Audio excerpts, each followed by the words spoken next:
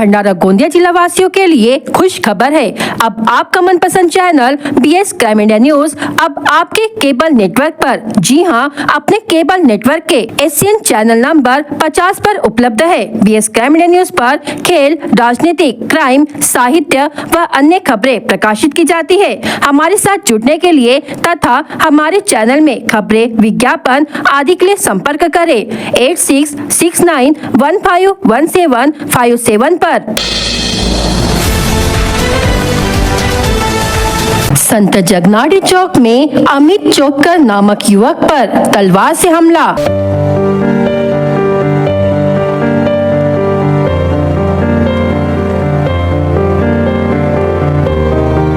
शहर में दिन दहाड़े वारदात, इलाके में मचा हड़कंप।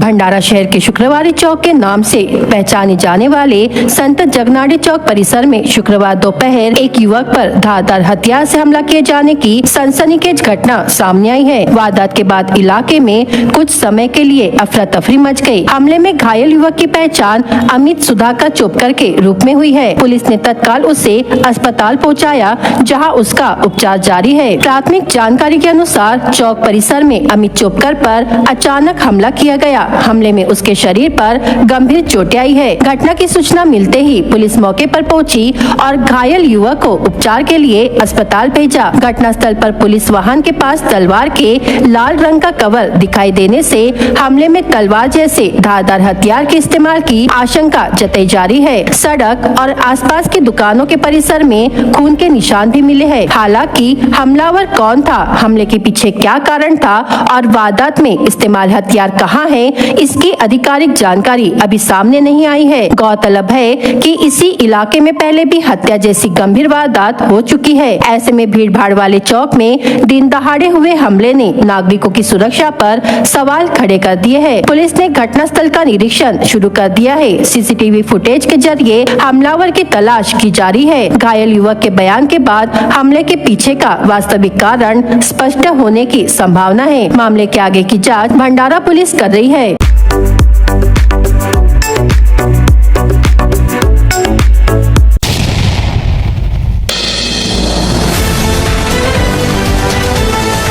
भंडारा जिले में 3.5 वर्षीय बालिका के साथ हुए अत्याचार की घटना को पालक मंत्री डॉक्टर पंकज भोयर ने बेहद दुर्भाग्यपूर्ण और निंदनीय बताया। उन्होंने कहा कि मुख्यमंत्री ने भी इस घटना को गंभीरता से लिया है। पीड़िता को न्याय दिलाने के लिए सरकार हर संभव प्रयास करेगी। जिले के दौरे पर पहुंचे पालक मंत्री डॉक्टर भोयर ने जिलाधिकारी सावंत कुमार और अपर जिला पुलिस अधीक्षक नीलेश मोरे से चर्चा कर मामले की जाँच और अब तक की कार्रवाई की जानकारी ली। इसके बाद उन्होंने पीड़ित बालिका के घर पहुंचकर परिजनों से मुलाकात की और उन्हें भरोसा दिलाया कि सरकार उनके साथ मजबूती से खड़ी है। आवश्यक सरकारी सहायता भी उपलब्ध कराई जाएगी। डॉक्टर भोयर ने कहा कि मामले की सुनवाई फास्ट ट्रैक कोर्ट में कराकर आरोपी को जल्द से जल्द कड़ी से कड़ी सजा दिलाने के लिए सरकार हर संभव प्रयास करेगी। उन्होंने संबंधित अधिकारियों को जाँच तेजी से और संवेदनशीलता के साथ पूरी कर दोषी के खिलाफ सख्त कानूनी कार्रवाई करने के निर्देश दिए हैं। जी घटना या ठिकाणी घडलेली अतिशय दुर्दैवी घटना आहे।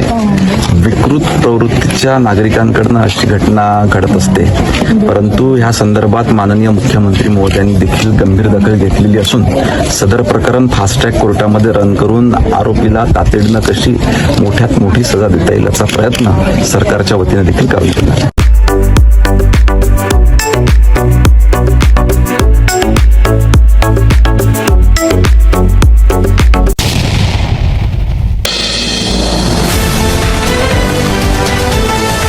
मराठा आरक्षण आंदोलन के नेता मनोज जरांगे पाटिल द्वारा भाजपा प्रदेशाध्यक्ष चंद्रशेखर बावनकुले पर की गई टिप्पणी को लेकर भाजपा विधायक डॉक्टर परिणय फुके ने पलटवार किया है। फुके ने कहा कि जरांगे पाटिल मराठा समाज के युवाओं के प्रेरणा स्थान है और अपने समाज के लिए आरक्षण की मांग करना उनका अधिकार है, लेकिन व्यक्तिगत स्तर पर जाकर आपत्तिजनक या निम्न स्तर की भाषा का इस्तेमाल करना उचित नहीं है। फुके ने जरांगे पाटिल को संयम बरतने और और अपनी भाषा पर नियंत्रण रखने की सलाह दी। उन्होंने कहा कि इस तरह के बयानों से बावनकुले का नहीं बल्कि जरांगे पाटिल की प्रतिष्ठा को नुकसान पहुंचेगा। साथ ही उन्होंने कहा कि भाजपा कार्यकर्ता अभी संयम बरत रहे। बघा असं आहे की मनोज जरांगे पाटील जी या मराठा आंदोलनामुळे एक मराठा समाजाच्या युवकांचे एक प्रेरणास्थान झालेले आणि निश्चितच त्यांनी आंदोलन केलं पाहिजे, त्यांनी आपल्या समाजासाठी आरक्षण मागितलं पाहिजे, याच्यात काही हरकत नाही।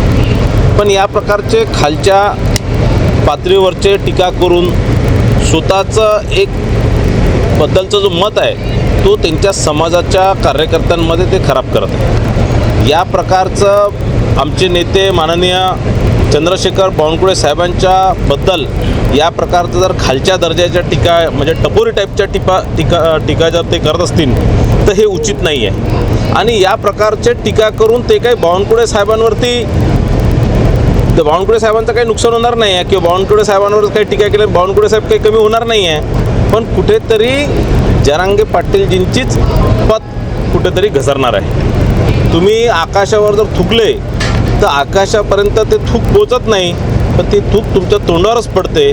आणि म्हणून आपण संयमाने वागा। उद्या चालून जर भारतीय जनता पार्टीने जर विचार केला किंवा आमच्यासारख्या कार्यकर्त्यांनी जर विचार केला तर करोडो लोक या महाराष्ट्रामध्ये तुमच्या विरोधात स्टेटमेंट देऊ शकतील, तुमच्या विरोधात याच्यापेक्षाही खालच्या दर्जाचे टिप्पण्या करू शकतील।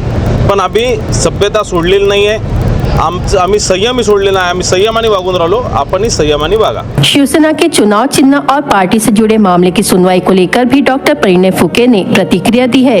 उन्होंने कहा कि इस मामले की सुनवाई न्यायालय में चल रही है और अलग अलग वकील अपनी दलीलें पेश कर रहे हैं। ऐसे में न्यायालयीन प्रक्रिया पूरी होने से पहले इस मुद्दे पर टिप्पणी करना उचित नहीं है। नाही, ते जेही असणार ते आता सुप्रीम कोर्टमध्ये त्याची केस सुरू आहे। त्या संदर्भात सुप्रीम कोर्टाचे अनेक जजेस त्याच्यात बसलेले आहे, अनेक वकील त्यात युक्तिवाद करत आहे। ते सन्माननीय सुप्रीम कोर्टच्या पुढे ते सगळं सुनवाई सुरू आहे, त्यात काही बोलणं हे उचित होणार नाही। गढ़चिरौली जिले के धानोरा में हुई घटना को डॉक्टर परिणय फुके ने बेहद दुर्भाग्यपूर्ण बताया है। उन्होंने कहा कि गोंदिया जिले के साथ ही पूरे महाराष्ट्र के आश्रम स्कूलों की जांच होनी चाहिए। जहां जरूरी सुविधाएं उपलब्ध नहीं है वहां आश्रम स्कूलों को बंद करने की कार्रवाई की जानी चाहिए। उन्होंने कहा कि विद्यार्थियों की सुरक्षा और उन्हें आवश्यक सुविधाएं उपलब्ध कराना सबसे महत्वपूर्ण है। निश्चितच आता नुकतंच धानोऱ्यामध्ये फार गडचिरोली जिल्ह्यातील धानोऱ्यामध्ये फार दुःखद घटना घडली। तिथे फार चुकीच्या पद्धतीने त्या आश्रमशाळेमध्ये कुठेही व्यवस्था नसताना तिथे लहान लहान मुलांना तिथे ठेवलं होतं, मुलींना तिथे ठेवलं होतं आणि सर्पदंशाने 3 मुली दगावलेल्या आहे, मृत्युमुखी पडलेल्या आहे।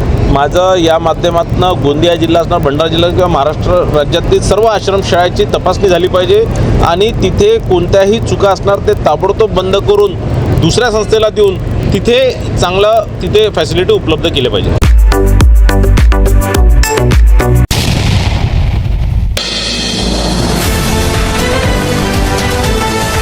पालक मंत्री डॉक्टर पंकज भोयर ने जिला प्रशासन की एक महत्वपूर्ण समीक्षा बैठक में अनुदान प्राप्त आदिवासी आश्रमशालाओं, आंगनवाड़ी भवनों और जिला अस्पताल के निर्माण कार्य की विस्तृत समीक्षा की। बैठक में उन्होंने अधिकारियों को सख्त निर्देश दिए कि आश्रमशालाओं का नियमित निरीक्षण कर विद्यार्थियों को सभी आवश्यक सुविधाएं उपलब्ध कराई जाए। सुविधाओं के अभाव की स्थिति में संबंधित आश्रमशालाओं को तत्काल नोटिस जारी किया जाए।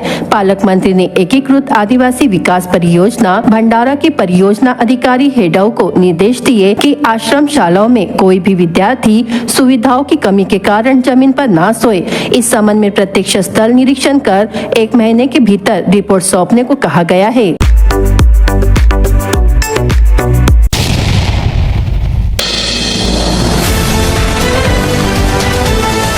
आगामी नागपुर स्नातक निर्वाचन क्षेत्र चुनाव की पृष्ठभूमि में आज भंडारा में भाजपा की जिला संगठनात्मक समीक्षा बैठक आयोजित की गई। बैठक में भाजपा प्रदेशाध्यक्ष रविंद्र चौहान और पालक मंत्री पंकज भोयर की प्रमुख उपस्थिति रही। बैठक में आगामी चुनाव को लेकर मतदाता पंजीयन, संगठनात्मक तैयारियों, बूथ स्तर पर नियोजन और कार्यकर्ताओं की भूमिका पर विस्तार से चर्चा की गई। स्नातक मतदाताओं तक प्रभावी तरीके से पहुंचने और संगठन को मजबूत करने के लिए आवश्यक रणनीति पर भी विचार विमर्श हुआ। इस अवसर पर प्रदेश महामंत्री संजय कुटे, प्रदेश उपाध्यक्ष उपेंद्र कोठेकर, प्रदेश उपाध्यक्ष संजय भेंडे, विधायक एवं जिला प्रभारी प्रवीण दटके, विदर्भ सह संयोजक दिनेश सूर्यवंशी, भंडारा जिला प्रभारी रामदास तड़स, लोकसभा समन्वयक बालाभाऊ अंजनकर, विधान परिषद सदस्य अविनाश ब्राह्मणकर, भाजपा भंडारा जिलाध्यक्ष आशु गोंडाने सहित कई पदाधिकारी और कार्यकर्ता मौजूद रहे। बैठक में पूर्व सांसद मधुकर कुकड़े, पूर्व सांसद सुनील मेंढे, पूर्व विधायक हेमंत कापगते, भंडारा नगर परिषद की नगराध्यक्ष मथुरा मदनकर और उपाध्यक्ष चंद्रकला भोपे भी उपस्थित रही।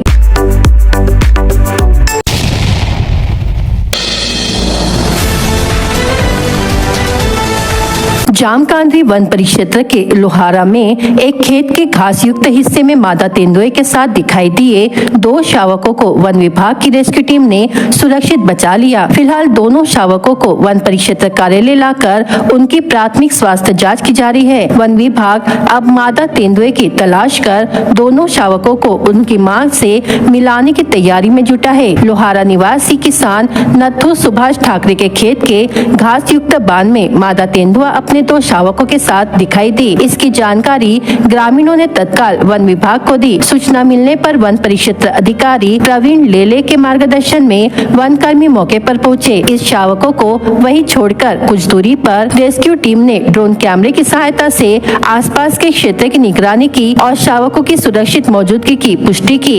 इसके बाद आवश्यक सावधानी बरतते हुए जाल की मदद से दोनों शावकों को सुरक्षित रेस्क्यू कर वन विभाग के कब्जे में ले लिया गया। रेस्क्यू किए गए दोनों शावकों को जामकांदरी वन परिक्षेत्र कार्यालय लाया गया है, जहां उनकी प्राथमिक स्वास्थ्य जांच और निगरानी की जा रही है। वन विभाग के अधिकारियों के अनुसार वरिष्ठ अधिकारियों के मार्गदर्शन और वन्य जीव विशेषज्ञों की सलाह के आधार पर मादा तेंदुए की तलाश की जाएगी। इसके बाद उचित प्रक्रिया के तहत दोनों शावकों को उनकी मां से दोबारा मिलाने का प्रयास किया जाएगा।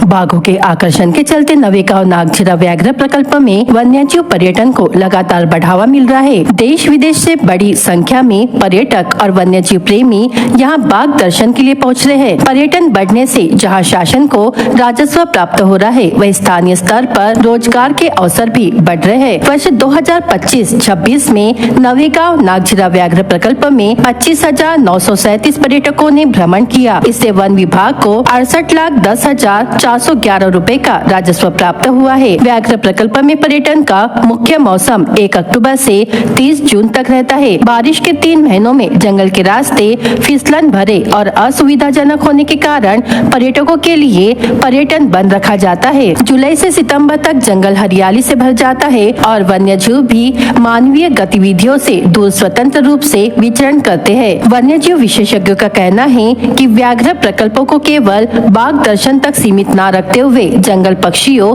वनस्पतियों और अन्य वन्यजीवों की जैव विविधता से जुड़े प्रकृति पर्यटन केंद्र के रूप में विकसित किया जाना चाहिए। इससे पर्यावरण संरक्षण के साथ स्थानीय लोगों को रोजगार के अधिक अवसर मिल सकते हैं।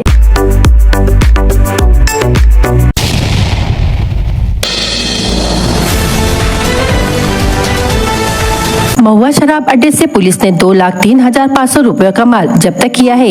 यह कार्रवाई पुलिस ने नवरगांव परिसर में मंगलवार 11 अगस्त को की। कार्रवाई के दौरान पुलिस ने आरोपी नवरगांव निवासी लक्ष्मण मदन गुर्वे उम्र 43 वर्ष के खिलाफ मामला दर्ज किया है। आरोपी नवरगांव परिसर में अवैध तरीके से महुआ शराब बनाने का अड्डा चला रहा था। मौके पर 40 थैलियों में 2 लाख रुपयों का 1000 किलो सड़वा महुआ पाया गया। शराब बनाने के लिए उपयोग में आने वाली लकड़ियां, लोहे के पुराने ड्रम समेत 2,03,500 रुपयों का माल जब्त किया गया। आरोपी के खिलाफ पुलिस ने विविध धाराओं के तहत मामला दर्ज किया है। यह कार्रवाई जिला पुलिस अधीक्षक नूरुल हसन, अपर पुलिस अधीक्षक नीलेश मोरे, पुलिस निरीक्षक सुभाष बासे के मार्गदर्शन में पुलिस कांस्टेबल 20 ने रंभाड़ ने की है।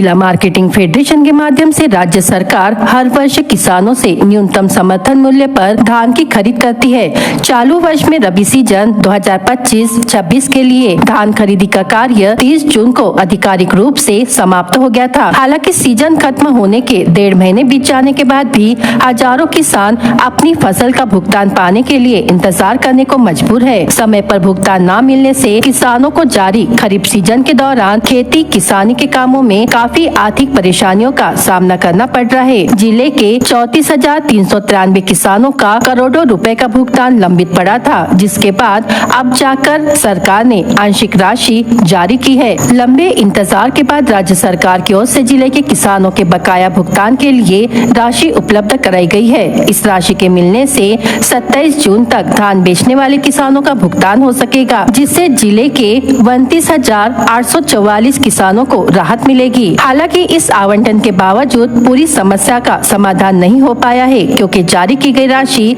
सभी बकायादार किसानों के लिए पर्याप्त नहीं है।